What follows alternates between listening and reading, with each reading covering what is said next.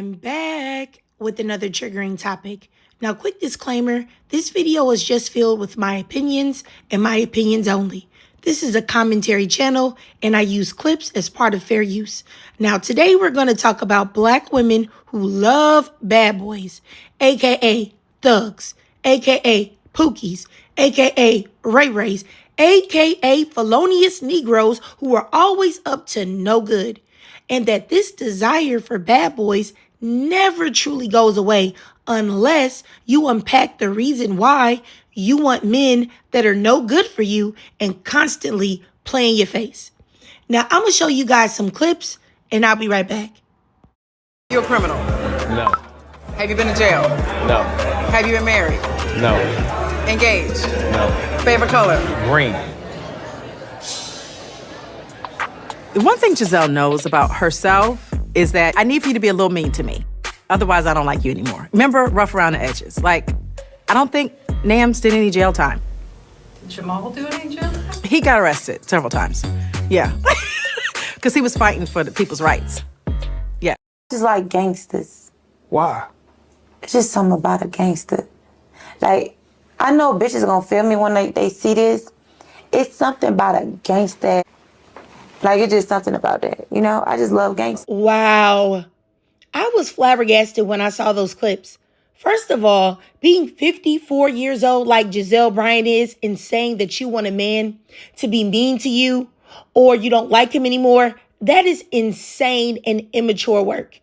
And then following that up with you want a man to have done jail time, that is wild. If you like a man being mean to you, then why did you divorce your husband for infidelity then? Isn't that being mean to you? That should have turned you on then, right? And then just to hear Akbar V talking about it's nothing like a gangster. She likes dealers.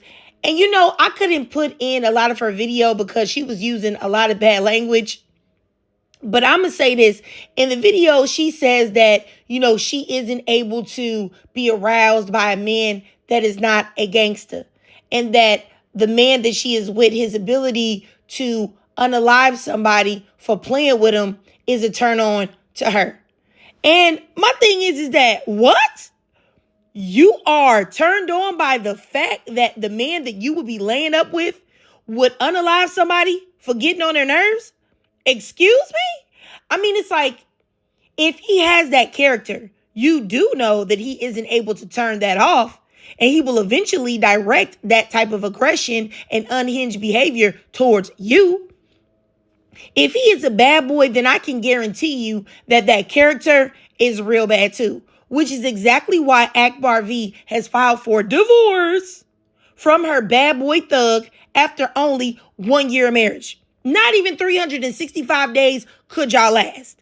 You know what I'm saying? A man with bad boy qualities, where does this man draw the line? Where? If he's bogus and trifling and rude and mean and aggressive and violent to everyone else, but you is where he draws the line? No, ma'am. It don't work like that. You will eventually get the same treatment. And I wish more women would understand, and I think a lot of this has happened to Black women. You know, the whole idea that women like the bad boy, that is across all racial groups. And people oftentimes try to put it just on Black women when that's why you had all the shows back in the day, the 50 shows where the girls like the bad boys on a motorcycle and all that. And then the nerd guys or the nice guys was back there sad and getting ignored by the girls. So this type of ideology is actually put in a lot of different races of women. But I think when it comes to Black women, because of rap and, you know, the bad behavior that those men were displaying and the fact that it was romanticized and pushed and fed to the Black community, that is where a lot of Black women have got this desire for a man that is out of pocket, really, and disrespectful. And they somehow associate that with being a man. So anyway, like I was saying, I wish that more women would understand that aggression is not masculinity. Violence is not masculinity. Poor impulse control is not masculinity. Being quick to anger or to unalive somebody if they violate you is not masculinity. That's actually psychotic behavior. That's psychotic behavior. And, that is the exact reason why, in my opinion, so many women who are looking for the bad boy archetype of man, they end up being done the worst of the worst of the worst ways because they confuse masculinity with something that is toxic. Now, I'm not going to say the collective of men are toxic or prone to bad behavior or any of these actions because they are. But if we're speaking about the men that a woman would want to be in a relationship with, and this goes regardless of race, but we're talking about men specifically that women should want to deal with if you're interested in dealing with men, then those men that I'm about to mention, they will not display these type of behaviors. They won't. Because healthy masculinity is protective, but never controlling. Healthy masculinity is not bottling up your emotions or being silent or only using your emotions to lash out with rage. Or it's not saying, oh, I'm never going to cry. I'm never going to cry. I'm never going to show an emotion, even if something truly bothers you as a man. Healthy masculinity is a man that respects the feminine and handles it with care and gently. Healthy masculinity is a man that is loyal and kind to you. I mean, shoot, while we getting into it, anything that you would probably associate with simping for a woman is probably just healthy masculinity. And consistently and constantly going after men who are hyper masculine or who have internalized being a man with bad behavior is only going to leave you heartbroken, busted, and disgusted. And I think Keisha Cole is a perfect example of that. And I want y'all to know something. You get two different outcomes in your life when dealing with men who exhibit healthy masculinity or the ones who don't. Look at Sierra. She is a perfect example. I'm going to show y'all a clip of her basically alluding to being done with dating the bad boy.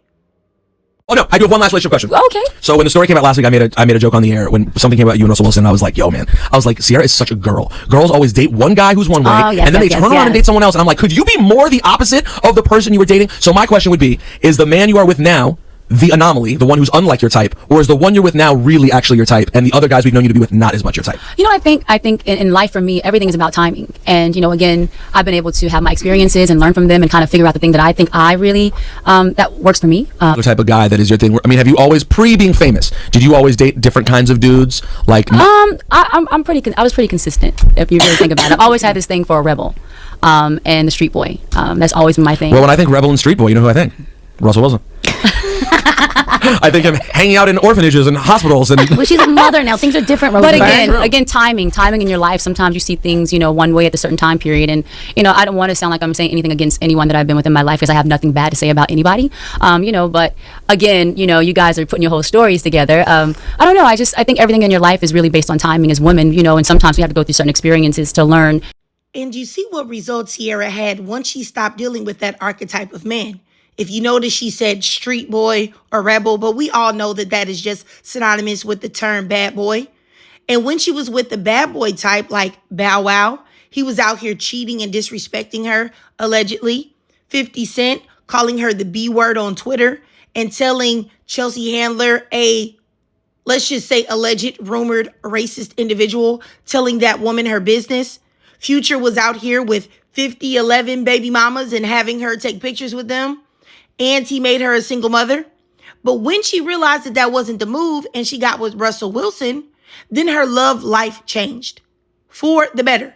Now, we don't know, the inner workings of her relationship or the true character of Russell Wilson or what they go through behind the scenes because we don't know them personally, like I said. But, we can speak on the public difference that we see in her treatment.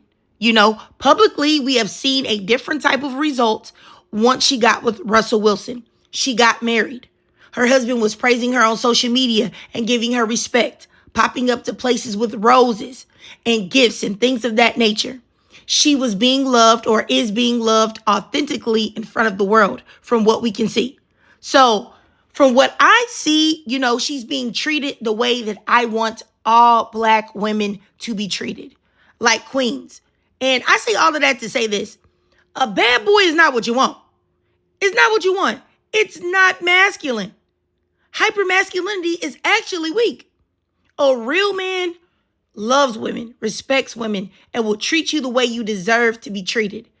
And oftentimes people associate a man loving a woman with weakness or with her running all over him, and it doesn't mean that either. A man can love you and respect you and treat you kindly and be a good man and still not be a pushover and not be a weak man. And he can still be very manly, and very masculine. And I think that the idea of that is rooted in toxic masculinity. That a man that treats his woman with respect, or he deeply considers her feelings, or he puts her well-being above his own, that he's weak or that he's a simp. And that's simply not true. And I'm telling you right now, this is I'm telling you, I'm giving y'all free game. If you are looking for a man, you better be looking for those kind, gentle men that have calming energy. I remember a friend of mine, when I introduced her to my husband now, that I've been married to for 15 years, she said, oh yeah, he seems very nice, very chill. I don't really like men like that. They boring.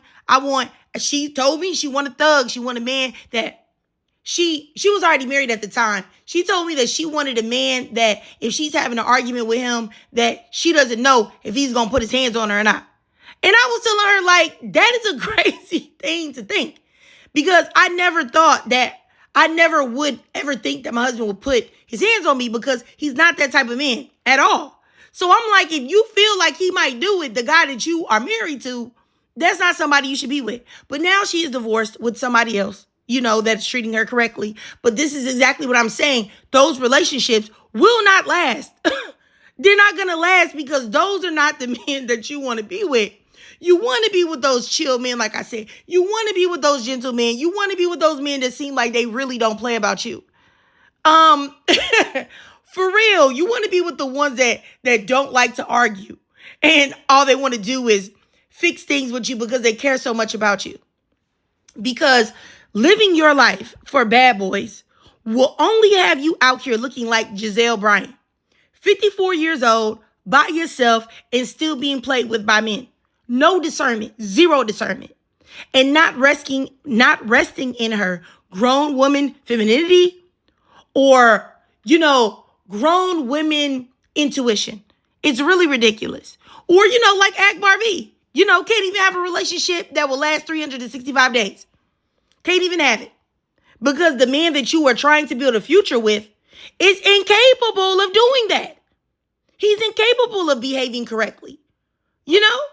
Don't let this be you. Please. Any young girls, young Black women listen to this. It is not the way to go. There are men out here that don't even look like bad boys. Out here unaliving women, like the story of the man that unalived his girlfriend, pew-pewed her all of these times and then ran over her with the car. Everyone was saying that he didn't seem like he was capable of that and that he seemed to be a nice guy.